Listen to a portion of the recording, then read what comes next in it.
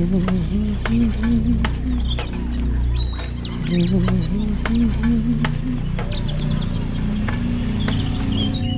मेरा मुन्ना, ले मेरा मुन्ना।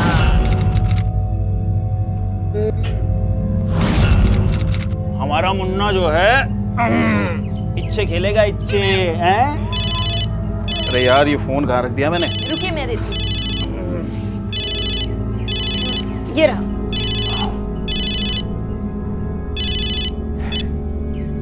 हेलो, हाँ राजकुमार बोल रहा हूँ। कहाँ? अच्छा ठीक है। अच्छा हेलो हेलो। यार यहाँ नेटवर्क की भी बड़ी समस्या है। कहीं बाहर जा रहे हो क्या? हाँ हाँ जाना है। बहुत बड़ी न्यूज़ मिली है। ऐसी क्या न्यूज़ मिली? अरे देखना प्रभा, इस न्यूज़ के बाद तुम्हारा पति महान पत्रकार बनेगा, महान पत्रकार। ओ मेरा कैमरा कहाँ है? 1 मिनट में दे रही। ये रहा। प्रभा अगर तुम ना होती ना तो ना जाने इस भुलक्कड़ का क्या होता। जब अखबार में कल तुम्हारा बड़ा सा नाम आएगा ना, तो मैं अपनी बहनों को बताऊंगी कि देखो मेरा पति कितना बड़ा आदमी। तब ना हम दोनों भी शहर जाकर रहेंगे। एक दिन का इंतजार और कर ले प्रभा, उसके बाद देखना ये सारे के सारे लोग यहाँ खुद चल के तेरे पास आएंगे। नहीं तो मेरा नाम बदल देना। क्यों मुन्ना, क्यों छोटे रिपोर्टर हैं? शाम तक आ रहा हूँ मैं ना।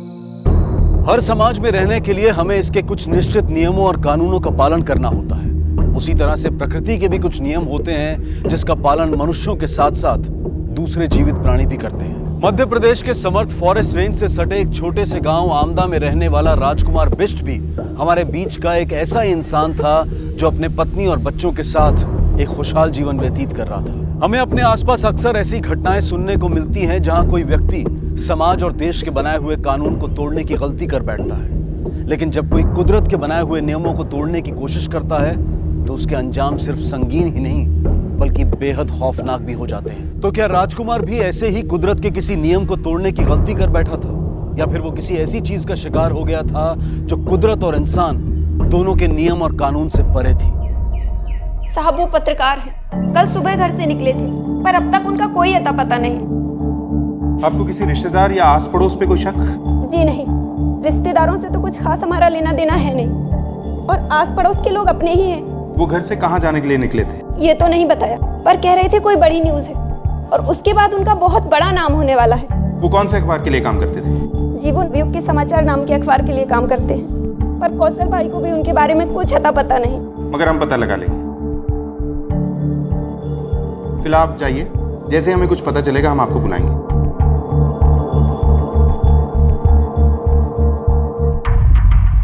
देखिए, वो हमारे अखबार में काम नहीं करता था। लेकिन उसकी बीवी बता रही थी कि वो आपके ऑफिस में ही काम करता है। देखिए, वो पत्रकार तो था नहीं, पर हाँ, उसे पत्रकार बनने का शौक बहुत था और खुद को फ्रीलांसर पत्रकार भी कहता था। और ऐसी ऐसी फोटो और न्यूज लेकर आता था कि पूछिए मत। वैसे वो कौन सी न्यूज थी जिसे वो फॉलो कर रहा था? वो भांडेर गांव से कोई न्यूज थी, कॉल उसे वहीं से आया था।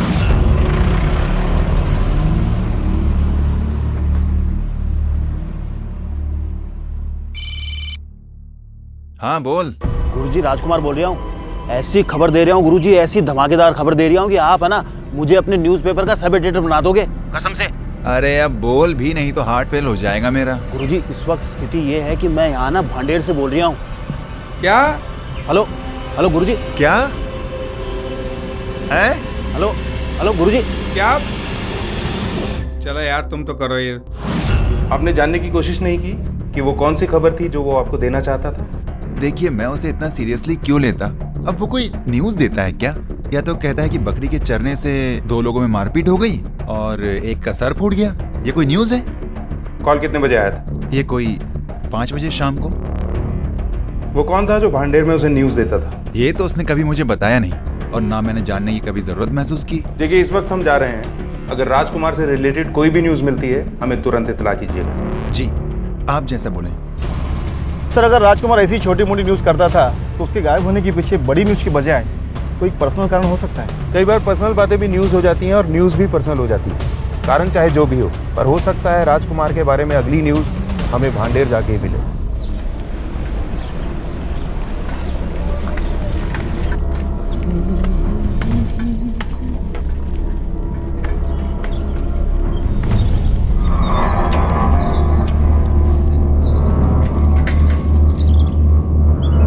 यार, ये तो अपने पत्रकार साहब की स्कूटर है। हाँ, ये तो उन्हीं की गाड़ी है।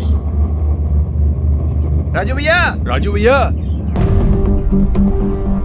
पत्रकार राजकुमार, अरे साहब, उनको कौन नहीं जानता।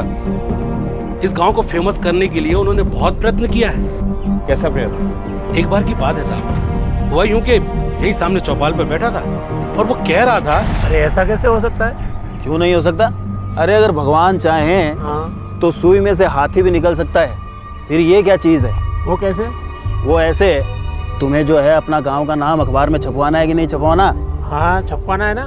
तो फिर सुन लो, तुमने भगवान से प्रार्थना की और तुम्हारे बैल को बछड़ा हो गया। जो कभी हुआ नहीं वो हो गया, समझे? और फिर ये झन्नाटेदार खबर सुन के देश विदेश के लोग जो हैं तुम्हारे गांव को देखने आएंगे। तुम्हारा गांव भी फेमस हो जाएगा और इससे मेरा भी नाम हो जाएगा। क्यों भाई? सही है, सही। तो बोलो, ये नाम मतलब ये चीज छपवा दूं अखबार में? छपवा दो, भगवान के नाम पे छपवा दो। मगर उस अखबार का मालिक बहुत खराब आदमी था साहब। उसने वो खबर छापी ही नहीं। कल वो यहाँ आया था साहब, कल दिखा तो था। लो, राजकुमार भैया भी आ गए। अरे भैया, भैया साहब, कुछ जल्दी में दिख रही है। दे वो सर, खबर है, पत्रकार का स्कूटर जंगल में देखा गया है। इन दोनों ने देखा है सर, 2 कोस दूर। 2 कोस मतलब यहाँ से करीब 7 किलोमीटर दूर। ब्रजेश सर। फॉरेस्ट डिपार्टमेंट को खबर करो। Okay sir.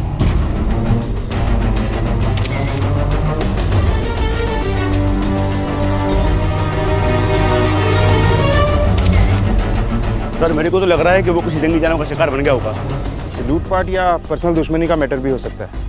एक काम करते हैं सर। सबसे पहले सब जगह अच्छी तरह से ढूंढते हैं, शायद हमें राजकुमार सही सलामत मिल जाए। सर,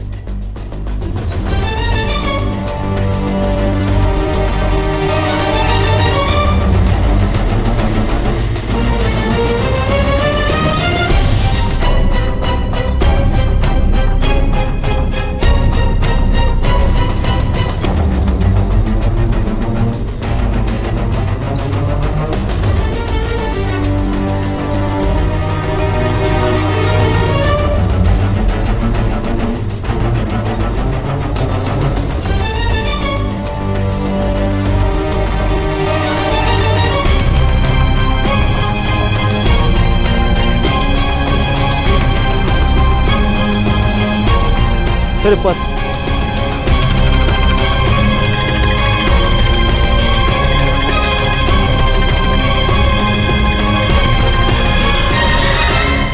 सर, ये काम लूटपाट के इरादे से नहीं किया गया है। अगर ऐसा होता तो अपराधी ये पर्स कैमरा लेकर फरार हो चुका होता। मुझे लगता है ये काम किसी बाघ या जंगली जानवर का है। देखिए इंस्पेक्टर, जंगल के सभी बाघ और तेंदुओं को रेडियो कॉलर लगाया गया है, लेकिन यहाँ ना तो कोई बाघ है और ना ही बाघ और तेंदुओं के पंजे के निशान, और ना ही कोई ब्लड मार्क मिला है, और हमारे रेडियो पर भी कोई बाघ और तेंदुआ ट्रेस नहीं हुआ है। इसलिए मुझे नहीं लगता कि ये उनका काम है। या फिर ऐसे भी हो सकता है कि उसे जंगली कुत्ते या भेड़िया उठा के ले गए हो, या फिर कोई ऐसा जंगली जानवर जिसको रेडियो कॉलर लगा ही ना हो। इंस्पेक्टर, जंगली कुत्ते और भेड़िया अपने शिकार को ज़्यादा दूर नहीं घसीटते, वहीं चीर फाड़ कर खा जाते हैं। और अगर ये मान भी लिया जाए कि उन्होंने ऐसा किया है तो लाश का कुछ हिस्सा तो मिलना चाहिए था ना। सॉरी टू से इंस्पेक्टर, हम जांच तो आगे करते रहेंगे, बट इस केस को आप दूसरे एंगल से भी देखना शुरू कीजिए, क्योंकि इस एरिया में ऐसे मिसिंग केसेस पहले भी होते रहे हैं और यही मान लिया गया कि जंगली जानवर उन्हें खा गए, लेकिन आज तक उनका कोई सबूत नहीं मिला है। ठीक है, राजकुमार की वाइफ को इन चीज़ों की शिनाख्त के लिए बुलाओ। Yes sir. इनमें से ज़्यादातर फोटो किसी काम के नहीं है और इस बात का पता नहीं चल पा रहा है कि वो इतनी दूर जंगल में गया क्यों था। लेकिन डेट से पता चल रहा है कि आखिरी फोटो 2 तारीख को खींची गई, करीब 3:30-4 बजे के लिए। राजकुमार की वाइफ आई है। भेज दो सर।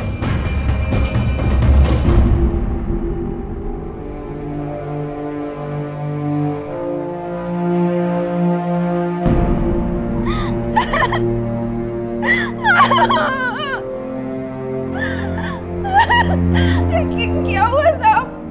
सब ठीक तो है ना? देखिए, फिलहाल उनके इस सामान के अलावा हमें और कुछ नहीं मिला। इस सामान के अनुसार उनके गायब होने में किसी जंगली जानवर का काम नहीं है, ना कोई लूटपाट और ना ही किसी से कोई दुश्मनी की बात सामने आई। इसका मतलब साफ है कि वो कोई व्यक्तिगत कारण से गायब हुए हैं, शायद किसी घरेलू मामले से, जो आपने हमें नहीं बताया। नहीं साहब, छिपाने वाली क्या बात है? हमारी तो शादी भी परिवार की मर्जी से हुई। कोई जमीन या प्रॉपर्टी का मामला? प्रॉपर्टी के नाम पर उनके पिताजी सिर्फ कर्जा ही छोड़ गए थे, जो कि धीरे धीरे करके चुका दिया है, और उनकी बहन की उन्होंने शादी भी कर दी है। अच्छा, उनकी किसी आदमी से कोई बात होती थी या पिछले कुछ दिनों में फोन पे किसी से बात करते हो? हाँ, रोज रोज तो नहीं, पर बीच बीच में बात करते थे। हेलो, हाँ सरपंच जी। हाँ हाँ, अरे सर आप उसकी फिक्र मत कीजिए, मैं हूँ ना। अरे सर मैं सबको संभालूंगा। हाँ हाँ सर। हेलो हेलो यार। अच्छा, सरपंच से किस काम को लेके बात करते थे वो? जी ये तो उन्होंने कभी नहीं बताया। ठीक है, आप जाइए, अगर हमें कुछ और पता चलेगा आपको तुरंत खबर करेंगे।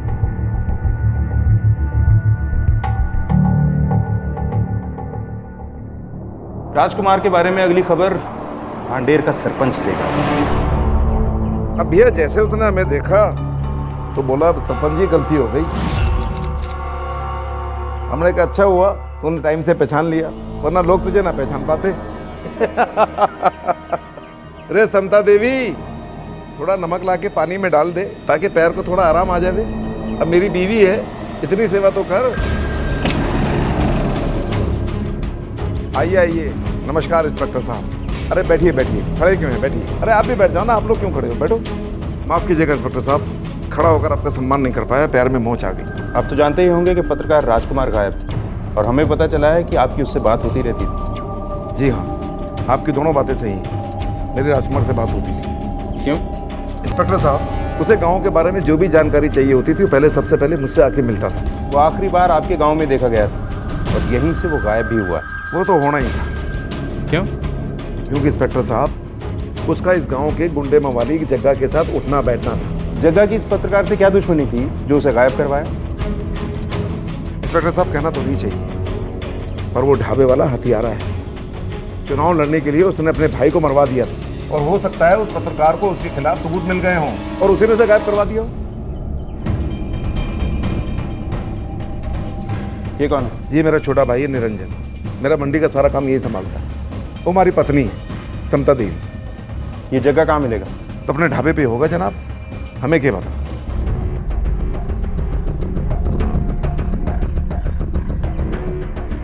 अरे उड़ा, खाना नहीं खाया साहब, चाय तो पी लीजिए। पत्रकार राजकुमार 2 तारीख से गायब है, क्या जानते हो उसके बारे में? हाँ, आया था 2 तारीख को हमारे पास। क्यों? दोस्त था साहब, आना जाना लगा रहता था। क्या बात हुई थी उससे? साहब कुछ खास बताया नहीं, बस अपने में ही लगा हुआ था। देख रहे छोरा, यो टाइम हो गयो, चौकीदारी भी करो। ओ भैया, अरे आओ नहीं, आओ आओ। क्यों पत्रकार महोदय, आज कुछ परेशान लग रहे हो? नहीं, बस ऐसे ही थोड़ा मूड खराब था। हैं काकई, मूड खराब?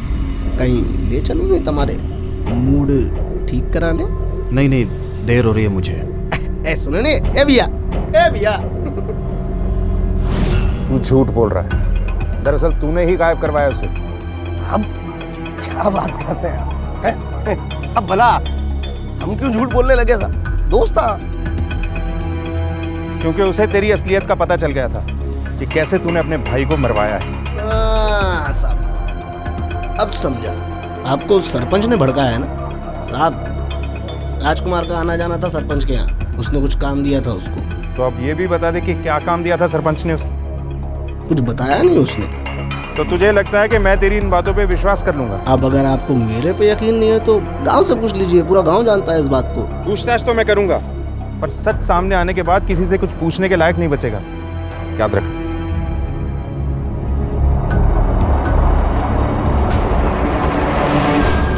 ये मामला जितना सीधा दिख रहा था उतना है नहीं। एक के बाद एक कई पर्दे हैं जिन्होंने सच को छुपा रखा है। एक काम करो, राजकुमार की फोन डिटेल्स निकालो और अपने खबरियों से पता करो कि उसकी असली दोस्ती किससे थी, सरपंच से या उस जगह से। सर पृथ्वी, राजकुमार की पर्सनल लाइफ में झांक कर देखो, हो सकता है असली न्यूज हमें वहीं से मिलने वाली हो। Yes sir.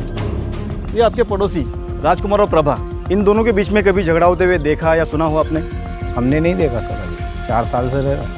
राजकुमार की कमाई कम ज़्यादा होती थी, पर उसकी बीवी को उसकी कभी शिकायत नहीं थी। राजकुमार अच्छा इंसान है। किसी से झगड़ा वगैरह? नहीं, किसी से झगड़ा नहीं हुआ उसका। खबरें आज हमारी जिंदगी का एक अहम हिस्सा बन गई हैं। हर वो घटना जो नई हो और असाधारण हो, वो खबर कहलाती है। खबरों के पीछे भागते दौड़ते राजकुमार को अगर तलाश थी तो एक ऐसी खबर की जो उसे एक बड़ा मकाम दिला सके, लेकिन अब उसका इस तरह से गायब हो जाना एक पेचीदा रहस्य बन चुका था। पुलिस को राजकुमार के बारे में अब तक जो जानकारी मिली थी उसने इस केस को और उलझा दिया।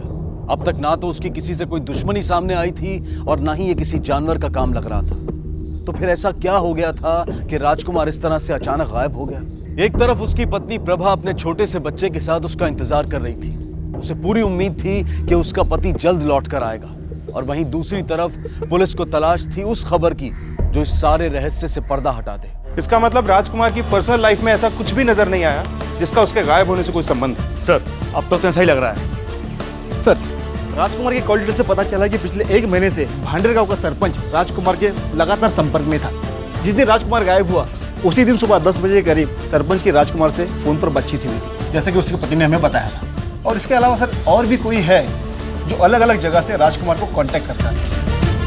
दोपहर को 1 बजे से लेकर 5 बजे तक भांडेर गांव में राजकुमार का फोन पाया गया। उसके बाद जंगल में जहां पर उधर पाई गई वहां पर उसका फोन ट्रेस हुआ और उसके बाद फोन बंद। इसका मतलब राजकुमार और सरपंच के बीच में जरूर कुछ था। बुलाओ उसे। सर। जी सर, ये सच है कि मैंने उसे एक व्यक्तिगत काम दिया था। क्या था वो व्यक्तिगत काम? असल में वो मुझे मेरी बीवी पर शक था। मुझे लगा उसका किसी के साथ कोई चक्कर है, इसलिए मैंने राजकुमार को उसकी निगरानी के लिए लगाया था, लेकिन वो तो खुद ही गायब हो गया। फिर तो इस मामले में मुझे आपकी बीवी से भी बात करनी होगी। जैसे आपकी मर्जी। सरपंच जी को पहली बीवी से 15 साल तक कोई बच्चा नहीं था, इसीलिए उन्होंने उसे छोड़कर मुझसे शादी की। पर सरपंच जी को खुद पर ही विश्वास नहीं था, इसलिए घर में कोई भी नात रिश्तेदार आता वो उस पर शक करते, और शायद इसीलिए पत्रकार को भी मेरे पीछे लगा कर रखा हुआ था, जासूसी करने के लिए। मतलब आप पत्रकार के बारे में जानती थी? महीना भर बाद ही मुझे पता चल गया था। उसके बाद उससे आपकी कोई झड़प हुई? नहीं, बल्कि मैं तो ये चाहती थी कि पत्रकार को सब सच पता चल जाए, ताकि सरपंच जी मुझ पर शक करना छोड़ दें और मैं चैन से जीऊं। इसके अलावा मुझे कुछ नहीं पता। साहब, ढाबे के बाद एक भिखारी को कुछ मिला है। इनका बयान और साइन करवाओ। चलो। सर ये देखिए। तू यहाँ कैसे आया? खाना खोजने आया।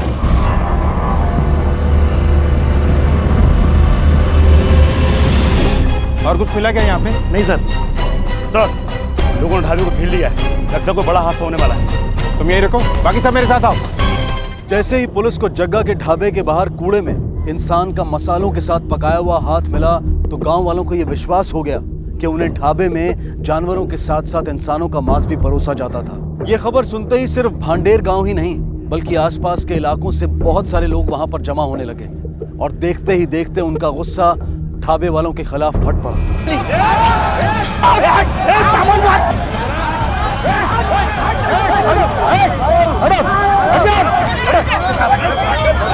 साहब मैं कसम खा के बोल रही हूँ, मैंने कुछ नहीं किया सर। देखो, हमें सख्ती करने पे मजबूर मत करो, हमारे काम में बाधा मत बनो।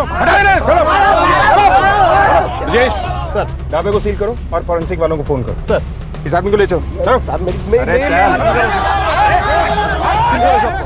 Hello, forensic department. तेरे ढाबे के खाने में और बाजू के कूड़े में इंसान का मांस मिला है और तुझे ही नहीं पता वो कहां से आया। अरे तू कुछ संपट ही नहीं पड़ रही हो साहब। मैं जानू यो सब वो सरपंच को क्यों उधर हो साहब। झूठ मत बोल। पत्रकार को तेरे इसी राज का पता चल गया था कि तू ढाबे में इंसानों का मांस परोसता था, इसीलिए तूने उसे मार डाला और जानवरों की तरह काट कर लोगों को परोस दिया। अब झूठ है ये वो सब। ढाबे का किचन एकदम खुले में पड़ा है। अगर ऐसा कर रहा होता तो तब का लोगों को पता नहीं चल गया होता। पता तो चल ही गया है, और अगर साबित भी हो गया ना तो मार मार के ऐसा पकाऊंगा कि तेरी हड्डियां भी साबुत नहीं बचेंगी।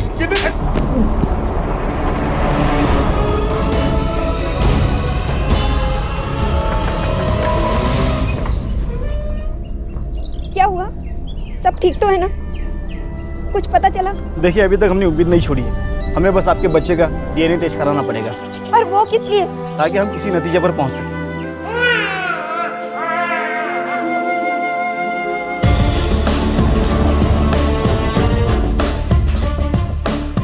सर, पत्रकार के केस में ढाबे में मिले लाश के टुकड़ों की फॉरेंसिक रिपोर्ट आ गई है। इससे दो बातें सामने आई है। पहला ये कि ढाबे से बरामद कच्चे और पके गोश्त के सैंपल में इंसानी गोश्त नहीं पाया गया, और जो उंगलियां और हाथ हमने बरामद किया था वो पत्रकार का नहीं बल्कि किसी 25-30 साल की औरत का था, जिसकी हत्या 4 दिन पहले हुई थी, ठीक उसी दिन जिस दिन पत्रकार गायब हुआ था। लेकिन हमें पहले ये पता लगाना होगा कि वो औरत कौन थी और उसे किसने मारा।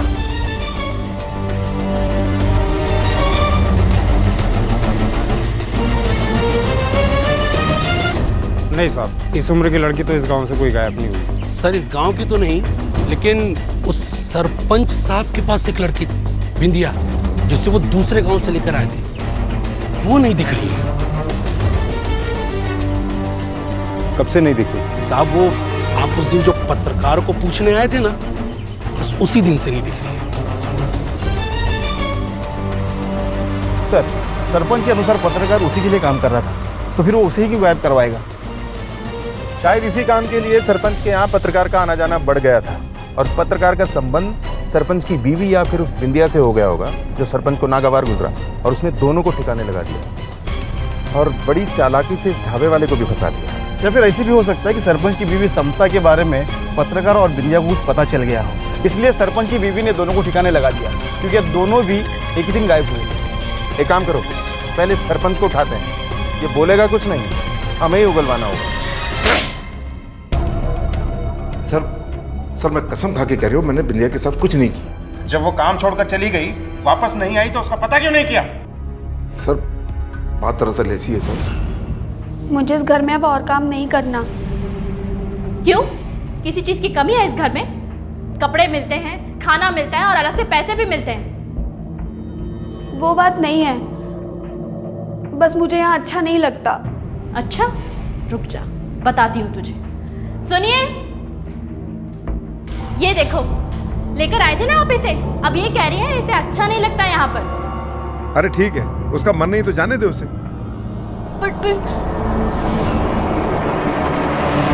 फिर क्या हुआ?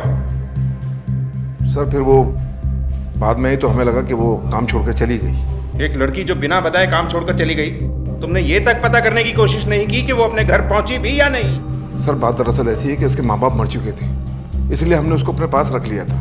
वो बालिग हो चुकी थी, बड़ी हो चुकी थी, वो हमारे यहाँ काम करती नहीं करती उसकी मर्जी थी। फिर हम पूछते भी तो किससे पूछते सर?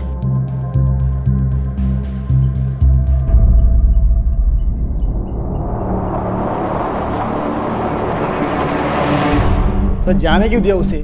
2-4 डंडे देते तो सब उगल देता। डंडे भी लगाएंगे और ये उगलेगा भी, मगर थोड़े सबूत जुटाने होंगे। सर ऐसा भी हो सकता है ना कि वो पत्रकार का विद्या के साथ कुछ संबंध रहा हो और अपनी बीवी को छोड़कर भागना चाहता हो, इसलिए उसने ये सब डामा रचा और उसके बाद खुद बिंदिया को मारकर वो भाग गया हो। अगर बिंदिया के साथ कोई संबंध था भी तो भी उसके पास बिंदिया को इस तरह मारकर ढाबे वाले को फंसाने का कोई कारण नहीं था। फिर भी उसे शक के दायरे से बाहर नहीं रख सकते।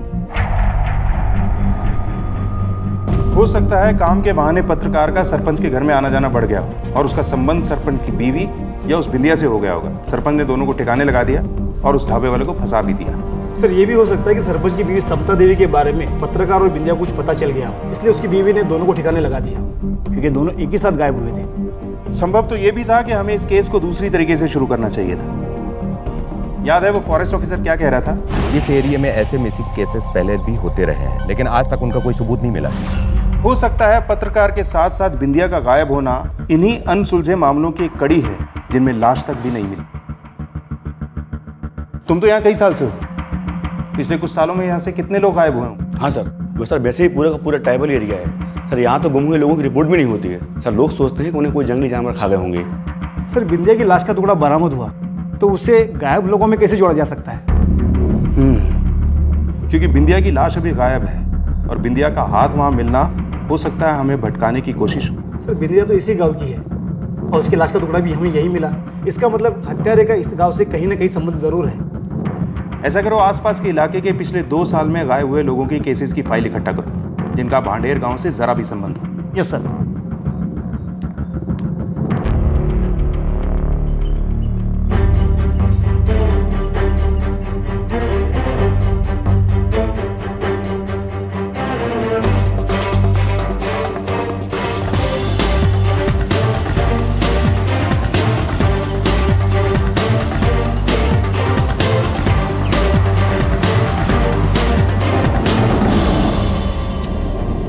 सर ये देखिए, पिछले 2 साल में आसपास करीब 7 से ज़्यादा लोगों की गायब होने की रिपोर्ट दर्ज है जिनका अभी तक कुछ भी पता नहीं चला। इनमें से 3 केसेस ऐसे हैं जिनका सीधा संबंध भांडेर गांव से था। एक काम करो, इन केसेस से जुड़े सभी गवाहों को बुलाओ, शायद इस बार कोई नई जानकारी मिले। सर जी, ये ब्रह्मा प्रसाद उस ढाबे वाले जग्गे का बड़ा भाई था। उसने पहली बार सालों से निर्विरोध चुने जा रहे सरपंच भगोई के खिलाफ चुनाव लड़ने का फैसला किया था। चोट करारी है।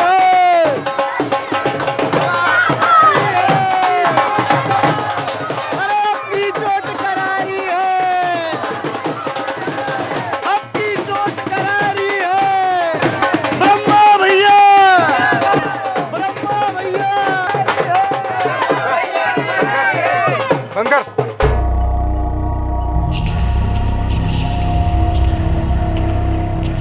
तेरी इतनी औकात के तू हमारे आगे खड़ा होगा?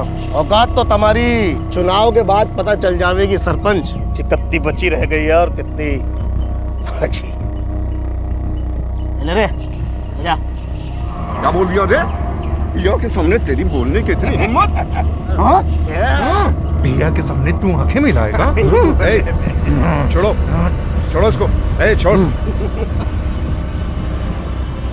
इसका तरीका दूसरा है, यहाँ नहीं। अरे अपनी चोट करारी है। उसके बाद ब्रह्मा प्रसाद नदी में नहाने गया तो वापस ही नहीं आया। साहब चंदन नाम था उसका, टैक्सी चलाता था, जग्गा का दोस्त भी था वो। एक बार मंडी में सरपंच के साथ उसकी कहासुनी हो गई।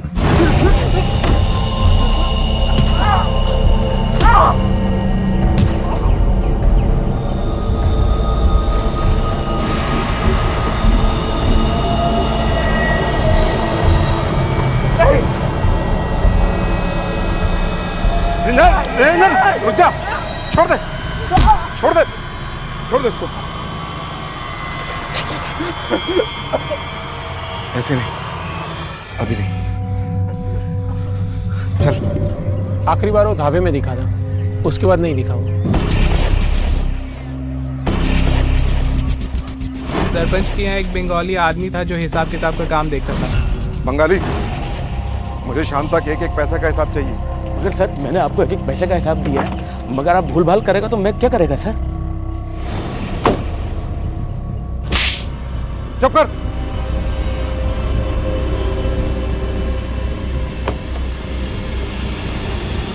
ठीक है जाओ।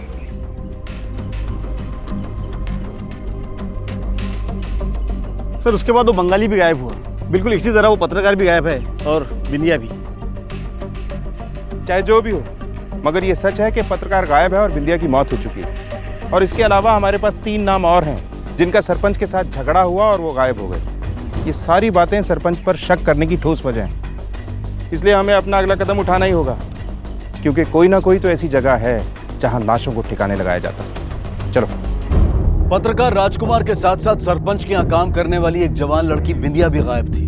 ढाबे के पीछे जो किसी लड़की के हाथ मिले थे, उसके बारे में पुलिस को सिर्फ शक था कि वो बिंदिया के हैं, मगर उस पर यकीन करने का कोई ठोस कारण नहीं मिल रहा था। इसलिए सवाल ये भी उठ रहा था कि क्या इन दोनों का एक साथ गायब होना सिर्फ एक संयोग था, या फिर ये दोनों एक साथ किसी दुर्घटना का शिकार हुए थे। क्या इस सब के पीछे सरपंच का हाथ था, या फिर उसकी पत्नी समता देवी का कोई षड्यंत्र? ये ढाबे वाले जग्गा की कारस्तानी थी, या फिर राजकुमार खुद कोई खबर गढ़ने की कोशिश कर रहा था जो पुलिस की जांच को किसी दूसरी दिशा में ले जाए? मगर दूसरी तरफ पुलिस अब तक मिली सारी जानकारी पर ना तो पूरी तरह से विश्वास करना चाहती थी और ना ही किसी संभावना को छोड़ना चाहती थी। इसलिए उन्होंने इस मामले को एक दूसरे एंगल से देखना शुरू किया, और उसके साथ अब कई दबे हुए राज भी सामने आने वाले थे। बोरियां सारी गोदाम में रखवा दी थी ना? रखवा दी थी मैंने।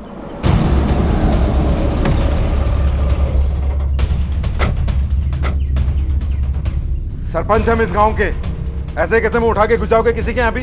हमारे यहाँ भी बहन बेटियां रहती हैं। हमें हमारा काम मत सिखाओ, इसीलिए महिला पुलिसकर्मी भी साथ में लाए, और हमारे पास परमिशन है कोर्ट का। अंदर चलो, अगर कोई रोके तो उसे भी अरेस्ट कर लो।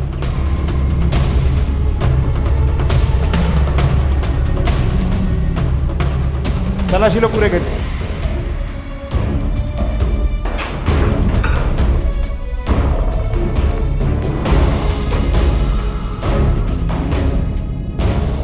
देखो वहां,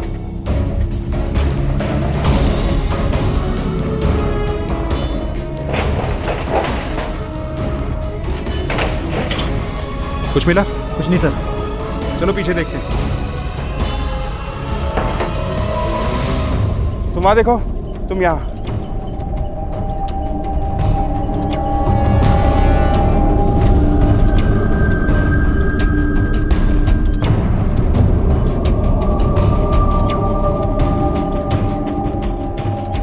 यहाँ कौन रहता है? मेरा छोटा भाई निरंजन। यहाँ क्यों? साथ में क्यों नहीं रहता है? सर हम लोग शाकाहारी हैं और उसे मांस मच्छी खाने का शौक है, इसलिए उसका चूल्हा अलग कर दिया है। अभी कहाँ है वो? वाटिका में, ज़्यादातर वहीं रहता है। वाटिका मतलब? सर उसे फूल और पौधे उगाने का शौक है, मंडी से आने के बाद वहीं चला जाता है। तो चलो उससे भी मिल लेते हैं।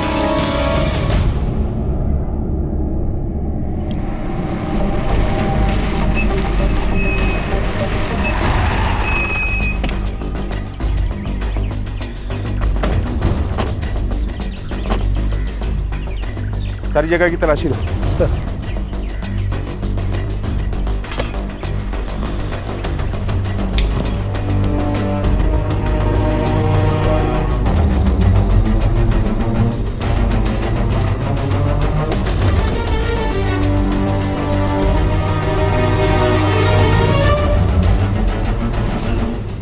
ब्रजेश।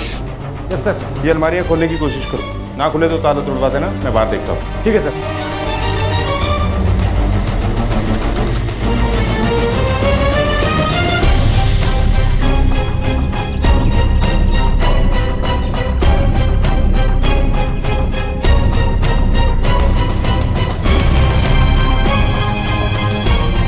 ब्रजेश।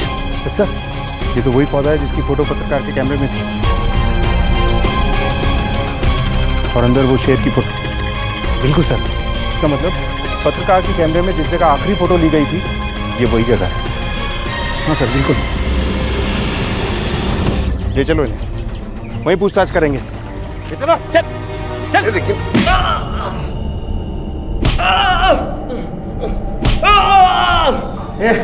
छोटे से इसके पाँव पकड़ पकड़, और ऊपर।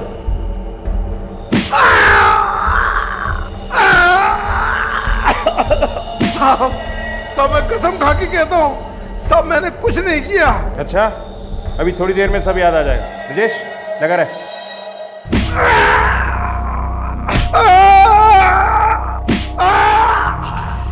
उन्हें सचमुच कुछ नहीं मालूम। जो भी करता था मैं खुद ही करता था, वो भी अकेले।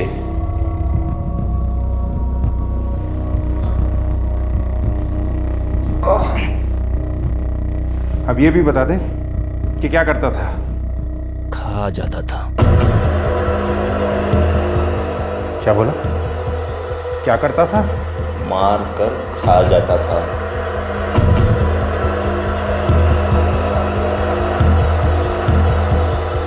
मारने के बाद मुझे जीत का एहसास होता था। ऐसा लगता था कि मैं जंगल का कोई शेर हूं जो अपने शिकार को मारकर खा जाता है। कब से चल रहा था ये सब? सबसे पहले भिया के साथ एक आदमी को मारा, उसे वहीं वाटिका में गाड़ दिया। बहुत मजा आया। उस रात तबीयत की नींद आई। फिर जब पता पड़ा कि बंगाली ने भैया के साथ बदतमीजी की,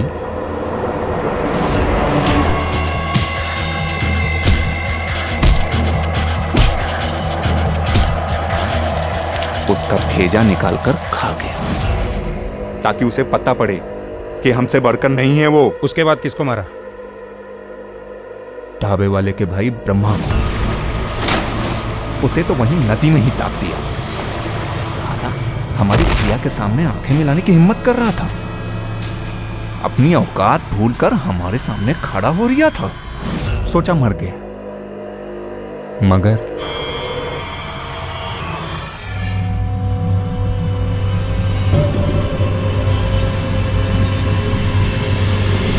इसीलिए उसके भेजे के साथ उसका जिगर भी पका डाला था मैंने। और फिर इसमें मजा आने लगा। ऐसा लगने लगा जैसे जंगल का राजा शेर होता है, वैसे ही हम भी राजा हैं। जो सामने आएगा मार कर खा जाएंगे। उसके बाद जिसको मारा उसका भेजा खा गया। सच बोलूं तो भेजे से ज्यादा स्वाद दुनिया के किसी चीज में नहीं है। और वो पत्रकार, उसके साथ क्या हुआ था? पत्रकार ने बिंदिया को पैसे का झांसा देकर भाभी की जासूसी करने के लिए अपने साथ मिला लिया था। बाद में बिंदिया को मेरे बारे में सब पता चल गया। उसने जाकर पत्रकार को मेरा सारा राज बक दिया। पत्रकार को ढेर होशियारी सूझी। उसको लगा कि इससे बड़ी न्यूज कुछ हो ही नहीं सकती, और वो बिंदिया के साथ मिलकर भाभी की जासूसी छोड़ मेरी जासूसी करने लगा। फिर मैंने बिंदिया को पकड़ लिया और उसी से फोन कराया और पत्रकार को जंगल में बुलवाया। हाँ भैया, हम ये जंगल में बड़े बरगद के पेड़ के नीचे खड़े हुए हैं। अच्छा ठीक है। हाँ, हमें बहुत जरूरी काम है, जल्दी से आ जाओ। Hello hello.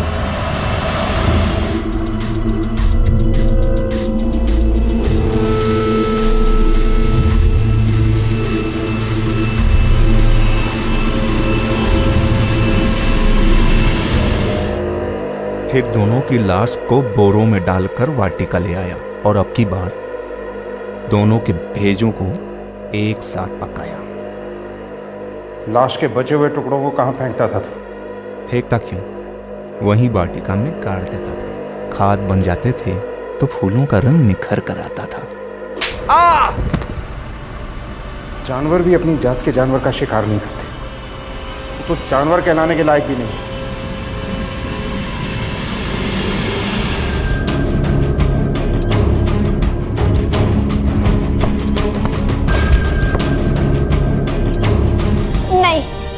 नहीं, ऐसा नहीं हो सकता। ऐसा नहीं हो सकता कि कोई आदमी मेरे पति को मार के खा गया हो। ऐसा नहीं हो सकता। ऐसा नहीं हो सकता।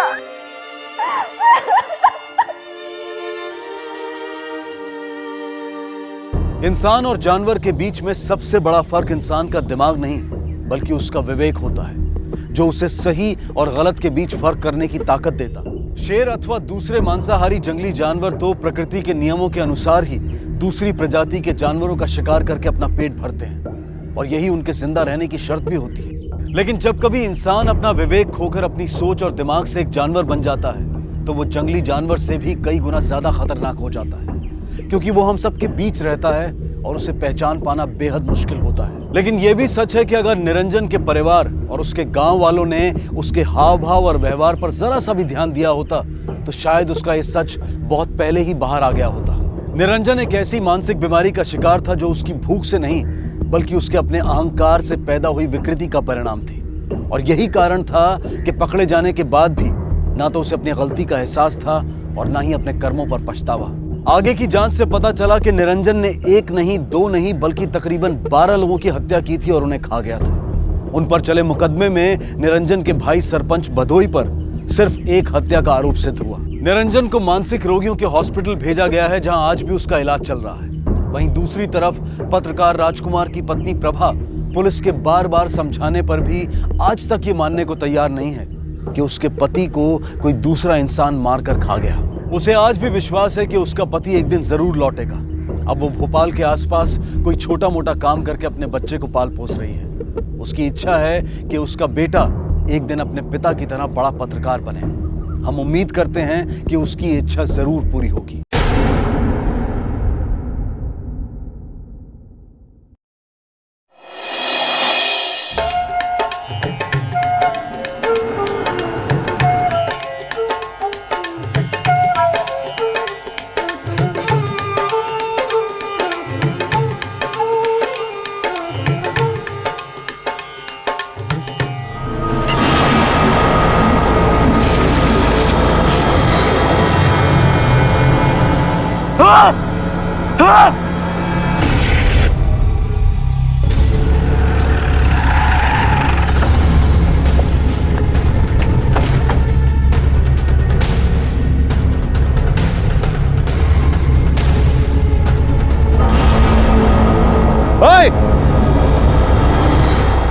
क्या कर रहा है? रोक!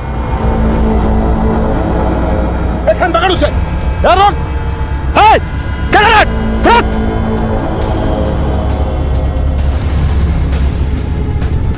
रोक! रोक! रोक!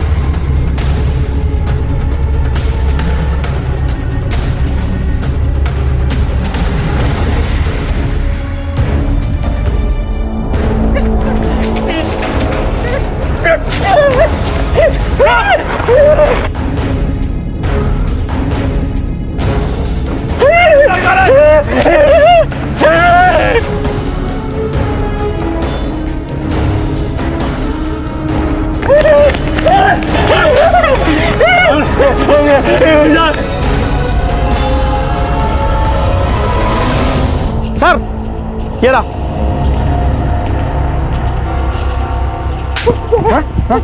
बोल, क्या कर रहा था वहाँ पे? क्या कर रहा था? मैं कुछ नहीं किया। बोल, मैं कुछ नहीं किया साहब। क्या कर रहा था? साहब, इसे जाने दीजिए। ये हल्दिया बेचारा पागल है। ये क्या बोलेगा? पागल है इसका मतलब लोगों को मार के खाएगा क्या? नहीं साहब, ये किसी को मार नहीं सकता और इस गांव में बहुत दिन से रहता है। कोई भी कुछ खाने को दे देता है तो ठीक है, नहीं तो कुछ भी जीव जंतु, मरा हुआ जानवर क्यों ना हो, कुछ भी खा के रह लेता साहब। लेकिन ये किसी को मार नहीं सकता। तुम्हारे यहाँ पे रोज हाजिरी लगाने की बात आई क्या? नहीं साहब, वो पड़ोस के गांव में जगराता था ना 7 दिन का, तो वहीं पे इसे खाना पीना मिल जाता था और अभी हफ्ते भर बाद तो ये दिखाई दिया है। जाओ चले के जाओ।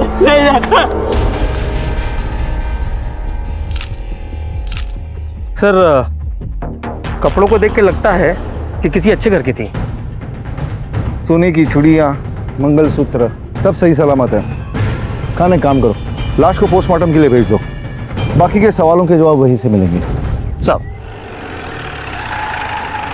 सर, इस लड़की की उम्र करीबन 23 साल की है। इसकी हत्या 3 दिन पहले यानी 20 की रात को हुई है। इसके सिर पर पत्थर जैसी किसी चीज से वार किया गया है। इसके साथ कोई जोर जबरदस्ती हुई है? नहीं सर, क्योंकि स्ट्रगल के कोई निशान नहीं है, कोई खरोच भी नहीं है। इसकी डिटेल रिपोर्ट कब मिलेगी? तकरीबन 10 दिन बाद। हाईवे के पास पुलिस को एक युवा लड़की की लाश मिली जिसे एक मानसिक रूप से बीमार आदमी चबा रहा था। पुलिस के लिए भी यह दृश्य रोंगटे खड़े कर देने वाला था। जिस्म पर पड़े अनछुए जेवरों को देखकर यह साफ पता चल रहा था कि यह हत्या पैसों के लिए नहीं की गई थी। पोस्टमार्टम की रिपोर्ट से 2 बातें साफ हो गई थी। पहली ये कि सर पर पीछे से वार करने की वजह से लड़की की मौत हुई थी, और दूसरी अहम बात कि लड़की के साथ किसी किस्म की कोई जबरदस्ती नहीं हुई थी। मगर वो लड़की थी कौन? वहां क्या कर रही थी? अकेली आई थी या किसी के साथ आई थी? और उसे क्यों मारा गया? क्या वो मासूम किसी की निजी दुश्मनी का शिकार हुई थी? हम नहीं मारा साहब, हम नहीं मारा, हमको भूख लगा तो हमसे खाया था। सर इतना मार खाने के बाद भी कुछ उगल नहीं रहा है, छोड़ दें। नहीं, रहने दो, थोड़ी हवा खाने दो, शायद सुर बदल दे। खान आसपास के पुलिस स्टेशन में पता करो, कहीं कोई मिसिंग रिपोर्ट तो दर्ज नहीं है। साहब भूख लगा तो खाया थे साहब। सर लाश का हुलिया समस्तीपुर के पुलिस स्टेशन में दर्ज एक मिसिंग रिपोर्ट से मिलता है।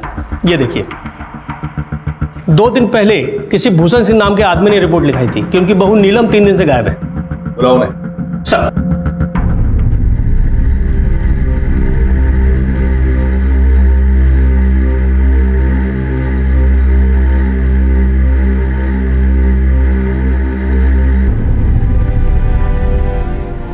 नीलम, नीलम। सर मैं अपनी नीलम को ले जा सकता हूँ? नहीं, पोस्टमार्टम की फाइनल रिपोर्ट आने के बाद ही आप नीलम को ले जा सकते हैं। मिसिंग रिपोर्ट आपने 2 दिन बाद लिखवाई थी। घर पे झगड़ा हुआ था क्या? नहीं सर। अच्छा, ये एक बात बताइए कि आपके अपने पत्नी के साथ कैसे संबंध है? खुशकिस्मती थी हमारी कि हमारी शादी उससे हुई थी, बहुत ध्यान रखती थी हमारा। आपकी उनसे आखिरी बात क्या हुई थी? आई जी, नाश्ता तैयार हो गया है। अच्छा, ईका, आपको काम पर नहीं जाना है क्या? जी काम वाम तो होता रहेगा, यानी हमसे बतिया भी तो लीजिए। छोड़िए ना, हम आपके लिए आपका मनपसंद नाश्ता बनाए हैं, लिट्टी चोखा। तुमने खाया? नहीं नहीं, हम सोचे कि आपके बाद ही हम खाएंगे। आओ बैठो, साथ में खाते हैं। नहीं। आओ बैठो, साथ खा लेते। खाना जल जाएगा। समझ में नहीं आ रहा है कि इतना घिनौना काम कर कौन सकता है। कमाल है सज्जन सिंह जी, वाकई में सब कुछ इतना अच्छा था तो ये मर्डर हुआ ही क्यों?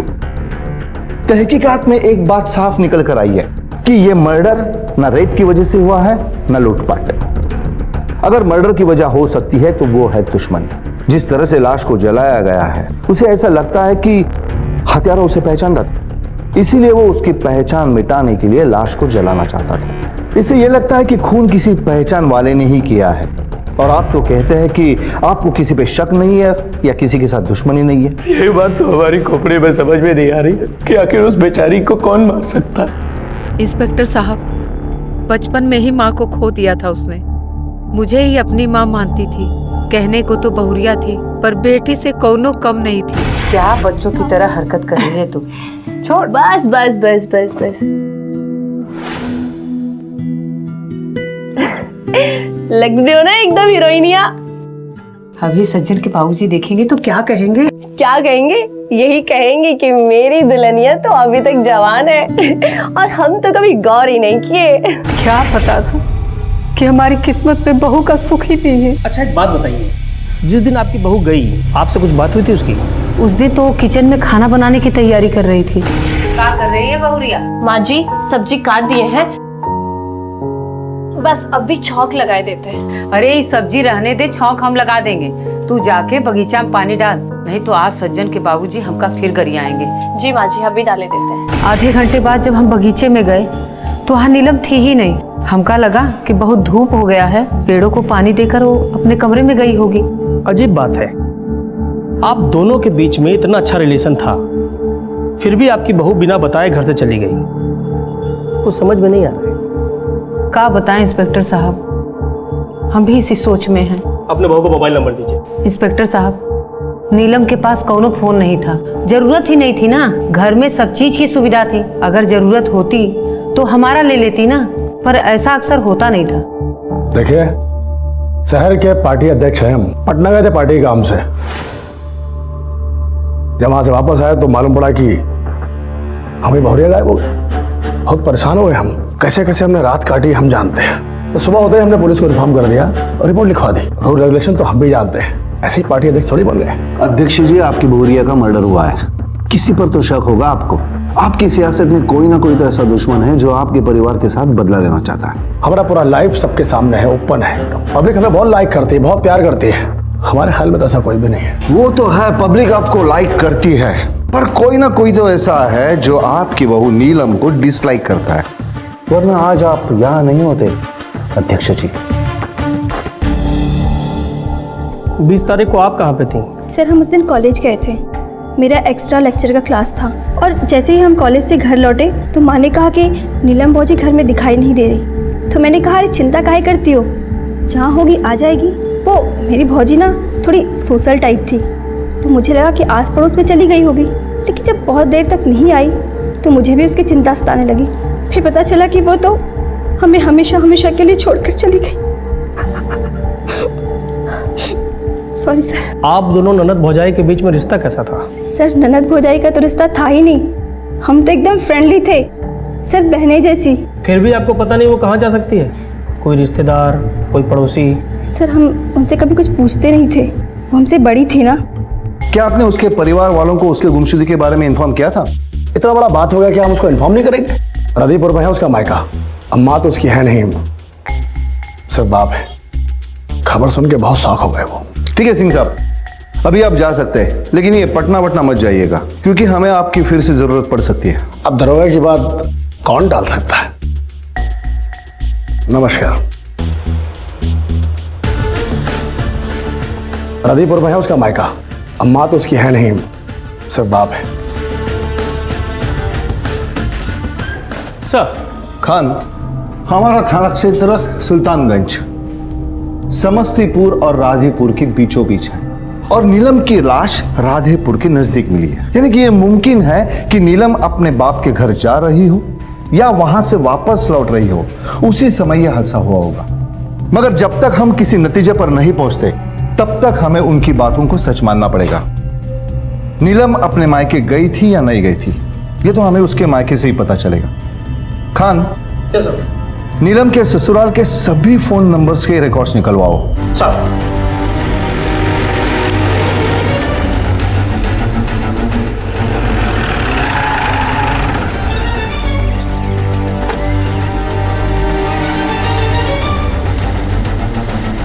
बासितलाल, ताज्जुब की बात है, तुम्हारे जैसे गरीब परिवार का रिश्ता इतना बड़ा परिवार में? काली माता की कृपा हो गई साहब, वरना एक माली की बेटी को इतना बड़ा घर कैसे मिल सकता है साहब? आप ही बताइए साहब। बेटिया, काली माता तुम्हारी झोली हमेशा खुशियों से भरे। आज अगर तुम्हारी माँ होती ना तो बहुत खुश होती। ए फुलवा, आज अगर तुम भी होती ना तो इतना बड़ा घर में शादी नहीं होती हमारी नीलू की। बहन जी, हमारी बेटी का ख्याल रखना। अभी तक हमारी एक बेटी थी, अब हमारी 2 हो गई हैं।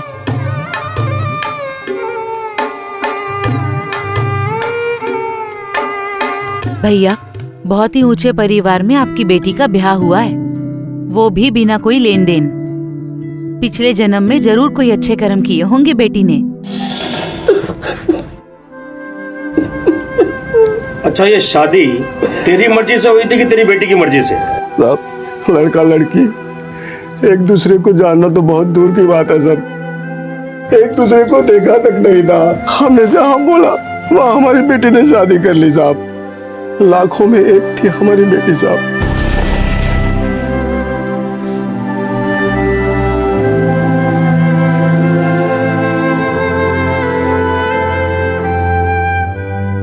भगवान ने ऐसा क्यों किया? अरे हमारी जान ले ली होती, उसकी जान क्यों ली? कोई नहीं जानता था कि दरअसल उस रात को क्या हुआ था।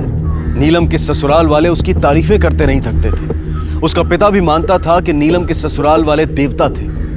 एक अच्छी बेटी, अच्छी बहू, मिलनसार, किसी से कोई बैर नहीं, लेकिन फिर भी उसे मार दिया गया। सर के पीछे के घाव के अलावा जिस्म पर कोई खरोच तक नहीं थी। क्या वजह हो सकती थी उसे मारने की? किसे फायदा हुआ होगा उसकी मौत से? हर बीते दिन के साथ रहस्य गहराता जा रहा था। तमाम कोशिशों के बावजूद भी पुलिस की समझ में कुछ नहीं आ रहा था। क्या तहकीकात के दौरान पुलिस ने किसी अहम सबूत को नजरअंदाज कर दिया था? क्या कुछ ऐसा था जो नाक के नीचे होने के बावजूद भी दिखाई नहीं दे रहा था?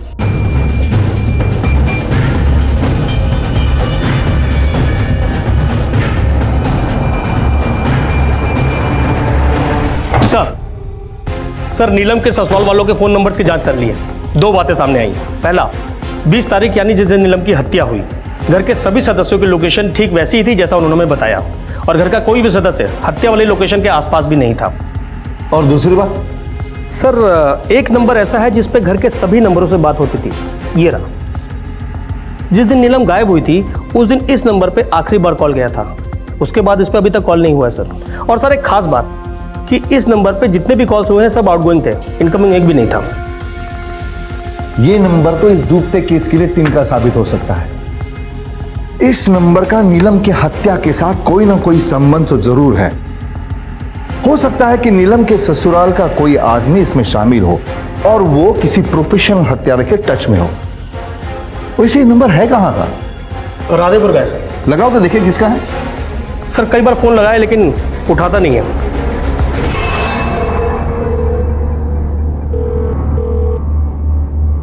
नहीं उठा रहा सर। इस नंबर के बारे में तो सिंह परिवार ही बता सकता है। अरे हम नहीं जानते हैं। जिस दिन याद आएगा बता देंगे दरोगा जी। और हमारा फोन तो ऑफिस में भी यूज होता है। किस किस पर नजर रखे हम? हमें भी नहीं पता सर, ये किसका नंबर है।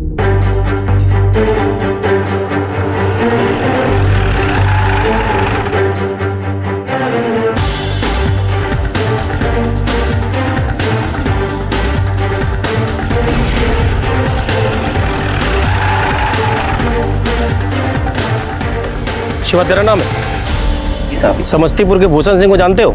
क्या रिश्ता तुम्हारा उससे? पहले था साहब, अभी कोई रिश्ता नहीं है। तो फिर वो लोग तुमको फोन क्यों करते हैं? तुम खास हो उनके? ना तो हम उनके खास हैं और ना ही वो सब हमको फोन करते हैं। सिर्फ नीलम हमको फोन करती है। चलो ले चलो इसे दर, चलो उसको उठा लो। अरे साहब, अंदर डाल उसको। अरे साहब, सच सच बता वरना बहुत पिटाएगा। बोल। साहब, हम सच कह रहे हैं, हम बहुत प्यार करते थे उससे। काहे का प्यार बे? शादी के बाद वो खुश थी अपने ससुराल में, काहे ब्लैकमेल करता था उसे? तू टच में था उसके? बोल सब कुछ सच। अरे साहब, हम कह रहे हैं ना, मुझसे बहुत प्यार करते थे। ब्लैकमेल काहे करेंगे साहब? अच्छा, तो वो फोन क्यों करती बार बार? उसने पैसा देना बंद कर दिया इसलिए घर से बाहर बुलाकर उसको मार डाला, या उसने रिश्ता रखने से मना कर दिया इसलिए उसकी जान ले ली? अरे नहीं साहब, नहीं, ये झूठ है साहब, ये झूठ है। आवाज नीचे। पुलिस स्टेशन है, तेरा घर नहीं। देख तेरी भलाई इसी में है, सब कुछ सच सच बता दे हमें। सर, आप कुछ देख ले, इसको मेरे पास छोड़ दीजिए, सब उगलवा दूंगा। अगर कितना भी मार ले, कितना भी डरा धमका, यही सच है कि हम दोनों एक दूसरे से बहुत प्यार करते थे। हाँ, ये बात है ना कि नीलम वहाँ पे खुश नहीं थी, उस पर बहुत अत्याचार होता था साहब वहाँ पे, बस इसीलिए वो हमें फोन करती थी। फोन छीन लिया है। कहते अपने बाप के अलावा किससे बात करेगी, इसलिए तो कभी इसके और कभी उसके फोन से फोन करती हूँ। अरे हमने तुमसे पहले ही कहा था, काहे छोड़ छाड़ के सब कुछ वापस नहीं आ जाती है। हाँ,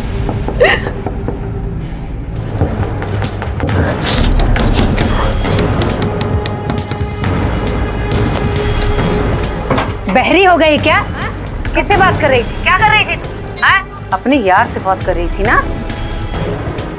ये फोन कहाँ छुपा के रखा है? क्या हो गया?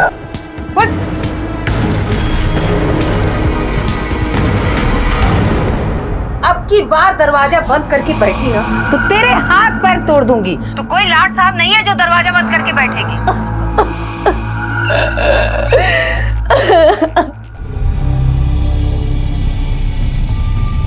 ये सब जानने के बाद हम जिद कर कर उससे मिलने गए।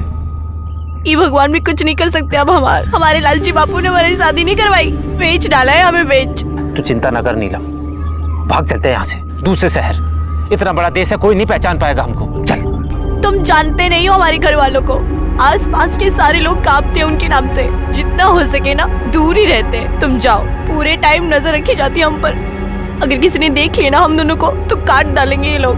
अरे तुम इस हालत में हम छोड़ के कैसे जा सकते हो? हमारा बात तो सुनो तुम।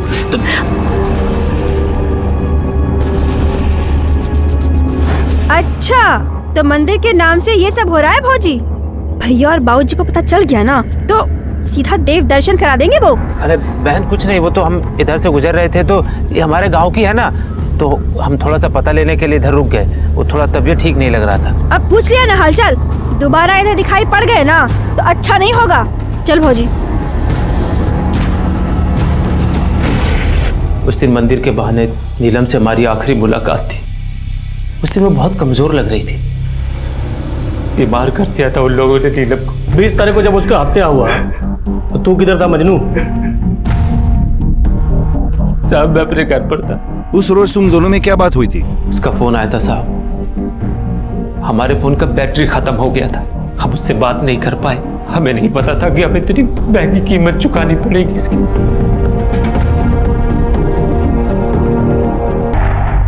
सर, ये शिवा या नीलम के ससुराल वालों में से कोई एक झूठ बोल रहा है।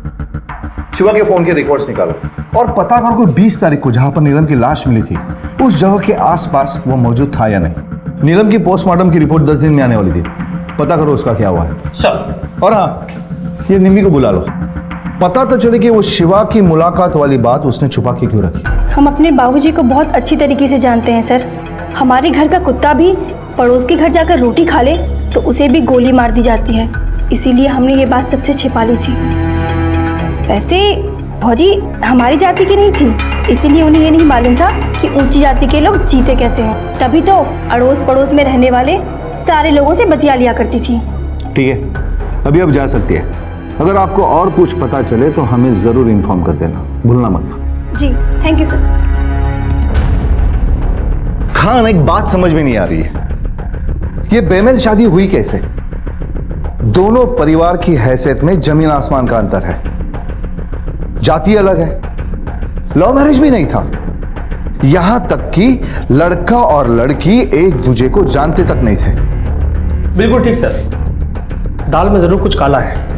सर, ये सज्जन भूषण सिंह का इकलौता बेटा है, हाथ पांव भी उसके सही सलामत है और कमाता भी अच्छा है। परिवार की हैसियत भी थी और दबदबा भी। इनको अपनी जाति में और हैसियत के हिसाब से लड़की मिल सकती थी, लेकिन ऐसा हुआ नहीं। सर, ऐसा भी हो सकता है कि प्यार में ठुकराया हुआ आशिक शिवा जानबूझ के मनगढ़ंत कहानी बना रहा हो बदला लेने के लिए। हो भी सकता है और नामुमकिन भी हो सकता है, क्योंकि बात कहीं ना कहीं शादी पे ही आ रही है। खान, पता करो ये शादी किसने करवाई थी। हो सकता है इस कत्ल का राज इस शादी में छुपा हो।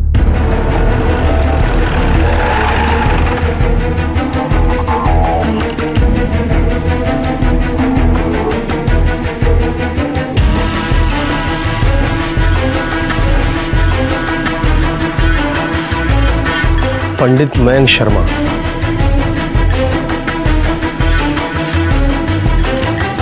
कैसे पहचानते हैं पंडित जी? हाँ दरोगा जी, ये लड़की के ब्याह तो हम ही कराए थे। इसके बाप के पास तो चवन्नी नहीं थी, कैसे जमी जोड़ी? वो कहा है ना दरोगा जी कि सिंह साहब के पत्नी के बनाए सांचे में ये लड़की एकदम फिट बैठती थी। सांचा? कैसा सांचा? जी दरोगा जी, सिंह साहब की पत्नी जो चाहती थी वो सुन के तो हम भी चौंक गए थे।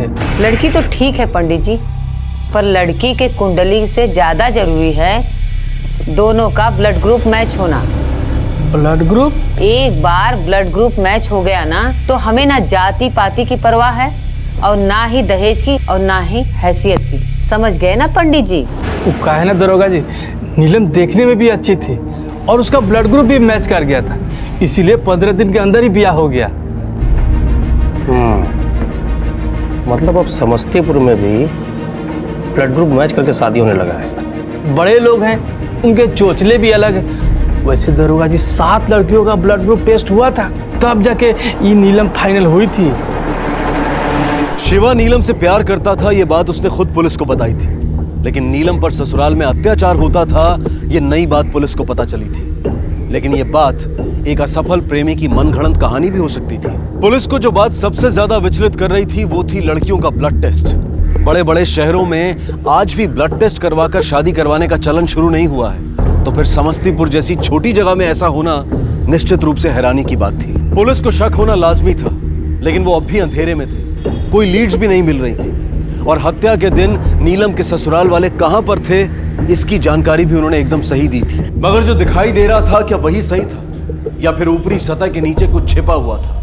अरे का मजाक करते हैं इंस्पेक्टर साहब, का आप नहीं जानते? अरे आजकल तो डॉक्टर भी कहते हैं कि कुंडली से ज्यादा जरूरी है खून का मैच करना। हमें तो जात पात की कोनो चिंता है नहीं, और आप तो जानते हैं सज्जन के बाबू इस शहर के अध्यक्ष हैं और वही ना सबको राह दिखाएंगे जात पात दहेज से मुक्ति की। और फिर हमें एक सुंदर सुशील बहू चाहिए थी, वो तो नीलम में था ही, चाहे तो इससे पूछ लीजिए। पानी लीजिएगा? No thanks. ठीक है, हमें जब भी आपकी जरूरत पड़ेगी हम लोग आपको तकलीफ देंगे। निम्मी का कहना है कि उसकी भाभी बहुत सोशल टाइप की थी। कोई तो ऐसा होगा कि जिसके साथ वो अपने मन की बात करती होगी। खान तुम इस तरफ जाओ, मैं इस तरफ पता करता हूँ। सर,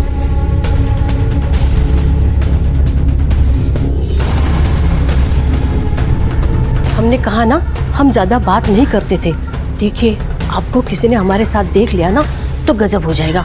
हम जावत है।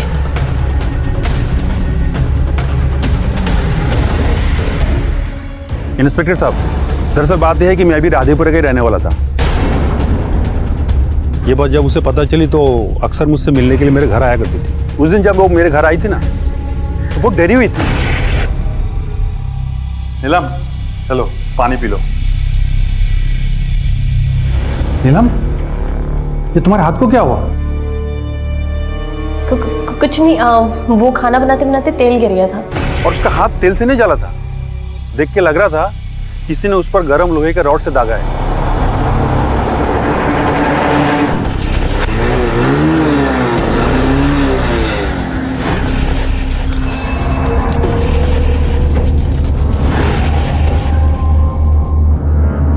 कहाँ जा रही थी? भाई साहब एक मिनट देखिए, मेरी बात सुनिए। दरअसल क्या है कि इनका हाथ जल गया था और आप लोग घर पर कोई थे नहीं। एक पड़ोसी होने के नाते मैं इन्हें हॉस्पिटल लेके जा रहा था। रात के वक्त पड़ोसी होके तुम अस्पताल लेकर जा रहे हो? हम लोग मर गए हैं का? अरे तेरा इमरजेंसी था ना तो हमको फोन कर लेते। क्या आपके पास फोन नहीं था क्या? देखिए आप लोगों को कुछ गलतफहमी हो रही है। ज्यादा भाईचारा दिखाने की जरूरत नहीं है। बहुत दिनों से इस मोहल्ले में कुछ हुआ नहीं है, लगता है इसलिए सब लोग अपनी औकात भूल गए। अगर दोबारा हमारी लुगाई के आसपास दिखाई दिए यहीं गाड़ देंगे, भूल जाएंगे कि तुम हमारे पड़ोसी हो। निकल! अरे भगाओ से यहाँ से। चल तू अंदर। दिखाई देना उसके तो फटफट आग लगा देना। उसके बाद से मैं तो उससे बहुत दूर रहने लगा।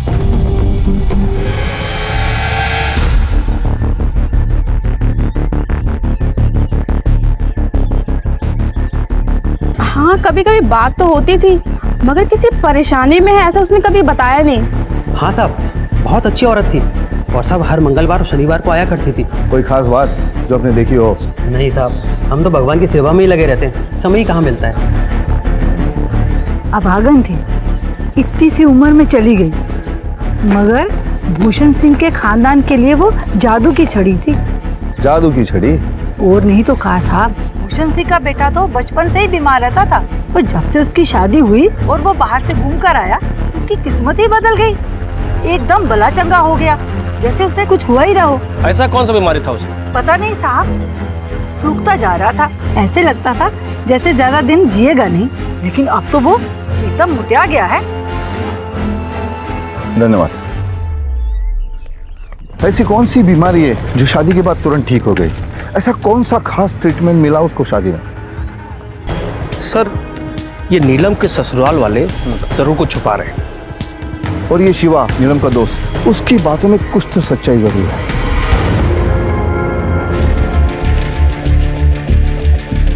सर, शिवा के फोन की डिटेल्स आ गई है, ये रिफाइल।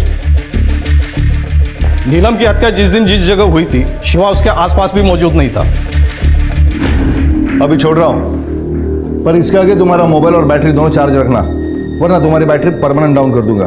और हाँ, ये ज्यूरिडिक्शनरी छोड़ के कहीं नहीं जाना, समझा? इसका नंबर सर्विलेंस पर डाल दो। खान, वो मंदिर वाली औरत कह रही थी कि सज्जन सिंह की तबीयत शादी के बाद अचानक ठीक हो गई। भूषण सिंह का बेटा तो बचपन से ही बीमार रहता था, पर जब से उसकी शादी हुई और वो बाहर से घूम कर आया, उसकी किस्मत ही बदल गई। एकदम बला चंगा हो गया, जैसे उसे कुछ हुआ ही ना हो। शिवा का ये कहना है कि जो नीलम शादी से पहले ठीक थी, वो शादी के बाद बीमार रहने लगी। बीमार कर दिया था उन लोगों ने नीलम को। अरे तुम इस हालत में छोड़ के कैसे जा सकते हो? पंडित जी ने भी कहा था कि ये शादी के लिए ब्लड टेस्ट बहुत जरूरी है। 7 लड़कियों का ब्लड ग्रुप टेस्ट हुआ था, तब जाके ये नीलम फाइनल हुई थी। मामला कुछ गहरा है। खान तुम एक काम करो, फॉरेंसिक वालों से बात करो और उनको पूछो कि नीलम की ये फाइनल पोस्टमार्टम रिपोर्ट कब आ रही है। कल शाम तक आ जाएगी। गुड सर, नीलम की पोस्टमार्टम रिपोर्ट आ गई सर।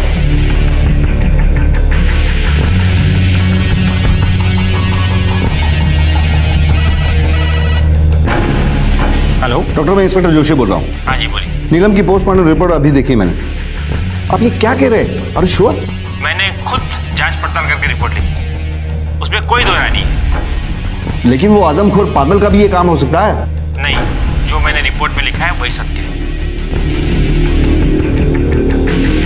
शिवा को फोन लगाओ। जी सर। नीलम को कोई बीमारी थी क्या? नहीं सर, नीलम बिल्कुल ठीक थी, उसको कोई दिक्कत नहीं था। सर वो तो बहुत हंसती खेलती लड़की थी। ऐसा काहे पूछ रहे हैं सर? कोई दिक्कत, कोनो प्रॉब्लम? नहीं, कुछ ऐसी कोई बीमारी नहीं थी सर। सज्जन सिंह के फोन रिकॉर्ड्स दोबारा चेक करो। सर।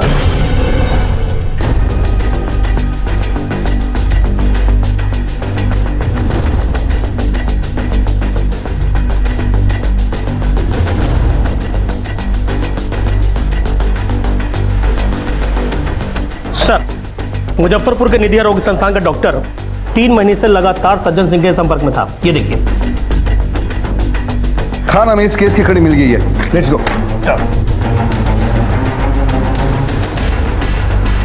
ये सज्जन सिंह का 3 महीने का सो कॉल्ड हनीमून, कुछ तो गड़बड़ लग रहा है।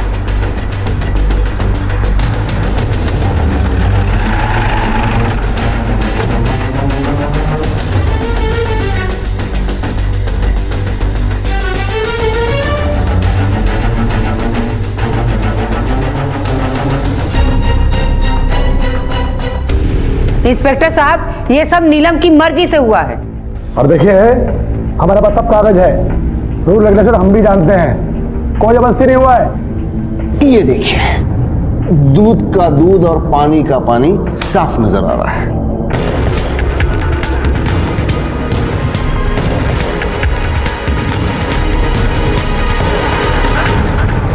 आप लोग नीलम को बेहोशी की हालत में अस्पताल ले गए। अब आप लोग ये कहेंगे कि वो बीमार हो गई, उसको अटैक आ गया, इमरजेंसी में उसका ऑपरेशन करना पड़ा। लेकिन क्यों? ऑपरेशन करने के लिए बेहोश करना पड़ता है, पता होगा आपको। अच्छा, तो अब आप डॉक्टर भी बन गए, हमें मेडिकल का ज्ञान दोगे? सुनते हैं खान। सर, पहचाने कि कराएं इंट्रोडक्शन। यही है ना वो डॉक्टर जिन्होंने ऑपरेशन किया था?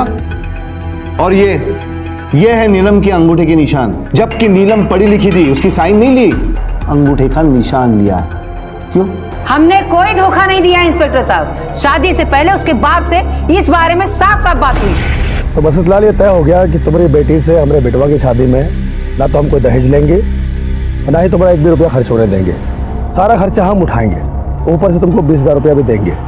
लेकिन शादी के बाद तुम्हारी बेटी 1 किडनी अपने पति को दान देगी। जी जी जी जी, बिल्कुल बिल्कुल बिल्कुल। लेकिन हमारी एक प्रार्थना है आप लोगों से, अगर 20 का 50,000 कर देते तो। नहीं, हम नीलम को कानो कान खबर नहीं होने देंगे, हमरा यकीन कीजिए आप लोग। चलो ठीक है। ऑपरेशन के बाद जब वो होश में आई और उसको सच्चाई का पता चला, तो उसने आप लोगों के खिलाफ आवाज उठाना शुरू कर दी। लेकिन आप लोगों ने उसे डरा धमकाकर चुप कर दिया, उसको मारा पीटा भी। आखिर में उसका पूरा इस्तेमाल करके आप लोगों ने उसका मर्डर प्लान किया। नहीं, ये झूठ है सर, उसकी हत्या हमने नहीं की। मैं तो खुद उसे सब कुछ बता दी थी। आपने हमारे साथ इतना बड़ा धोखा कैसे किया? हमारा ऑपरेशन करवाया, वो भी हमारी बिना मर्जी की। आप कैसे मेरी जिंदगी के साथ खेल सकते हैं, बताइए। अरे सुर नीचे करके बात कर, जाके अपने बाप से पूछ। उसने सौदा किया था, तेरा सौदा, और जितना तय हुआ था उतना हमने दिया, तब जाके तेरा ब्याह हुआ है, वरना तेरी औकात थी मेरी बहू बनने की। नहीं, ऐसा बिल्कुल नहीं हो सकता। ऐसा ही हुआ है। हम खुद जाएंगे और पूछेंगे बापूजी से, कैसे कर सकते हो ये सौदा? ए सुन, अगर गई ना तो दोबारा लौट के बताना, ये 1 वे ट्रैफिक है।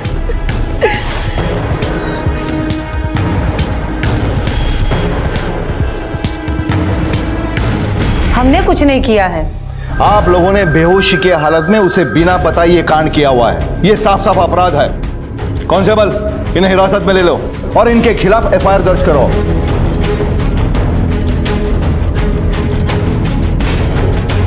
अब सवाल यह है कि नीलम का हत्यारा कौन? ये सब उस ससुरे शिवा नाम के लड़के का कसूर है। उसी ने मारा है उसे।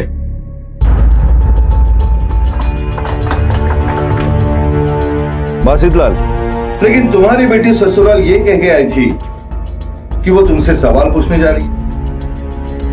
सच बताओ, वरना याददाश्त ताजा करने के बहुत तरीके आते हैं हमें। अब ये बताओ कि वो कब आई थी, क्या हुआ था?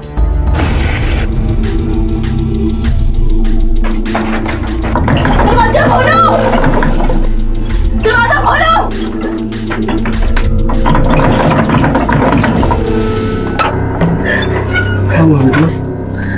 कितने में बेचा है तुमने हमको? हाँ?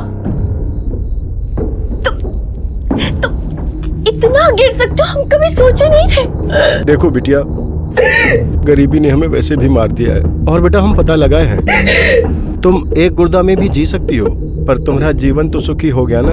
वो लोग हमसे दहेज नहीं लिए हैं, दहेज के बदले में गुर्दा लिए हैं। शांत हो जा बिटिया। देखो, अपनी किस्मत पे लात मत मारो।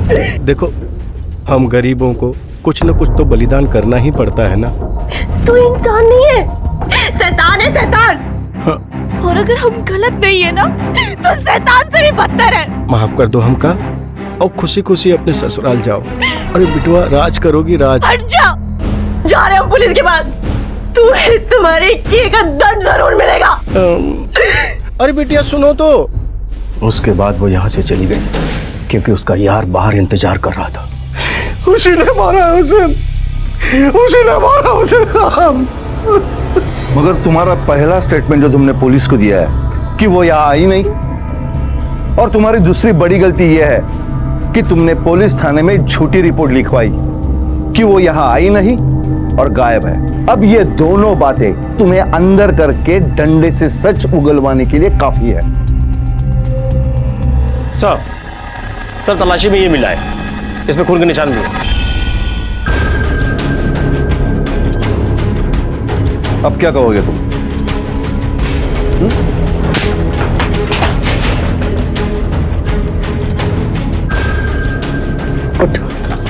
अब झूठ बोलने की जरूरत नहीं है। अब सच बता, वरना तब तक मारता रहूंगा जब तक तुम्हारी बोलती बंद नहीं हो जाती। बोल, कैसे मरवाया था उसे? किससे भेजा था उसे? बोल। तू इंसान नहीं है, शैतान है, शैतान। और अगर हम गलत नहीं है ना, तो शैतान से भी बदतर है। माफ कर दो हमका, और खुशी खुशी अपने ससुराल जाओ। अरे बिटुआ, राज करोगी राज। हट जा रहे हूँ पुलिस के पास। तुम्हें तुम्हारे किए का दंड जरूर मिलेगा। अरे बिटिया सुनो तो।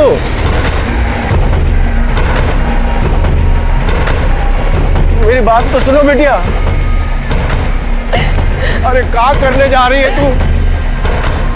अरे रुक जा, अरे रुक जा बेटा। काहे अपनी और हमारी जिंदगी खराब कर रही है?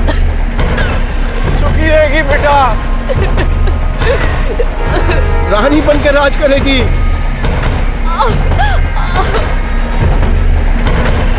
हमारा कहना नहीं मानेगी। अरे रुक जा। नहीं रुकेंगे हम, तुमको सजा दिलाकर ही रहेंगे।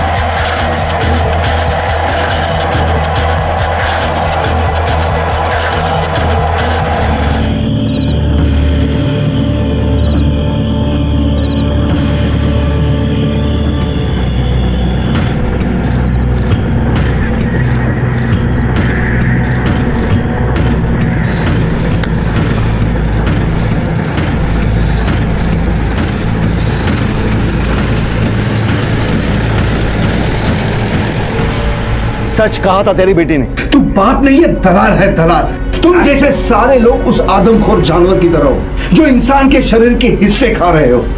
अब पीसो जेल में चपकी for murder, conspiracy of murder और इलीगल ऑर्गन ट्रांसप्लांट, समझे?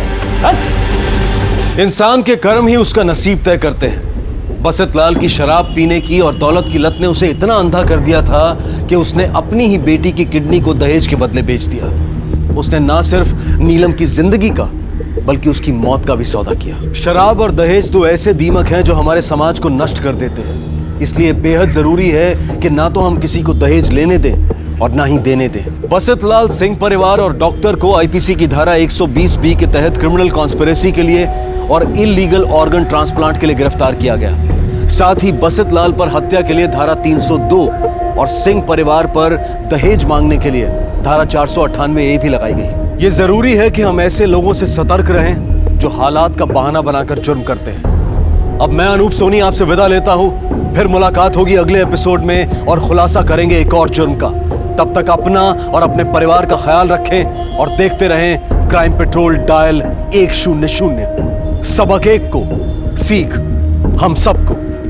जय। क्राइम पेट्रोल के और भी दिलचस्प कहानी देखने के लिए हमारे चैनल को सब्सक्राइब करें और बेल आइकॉन दबाना न भूलें।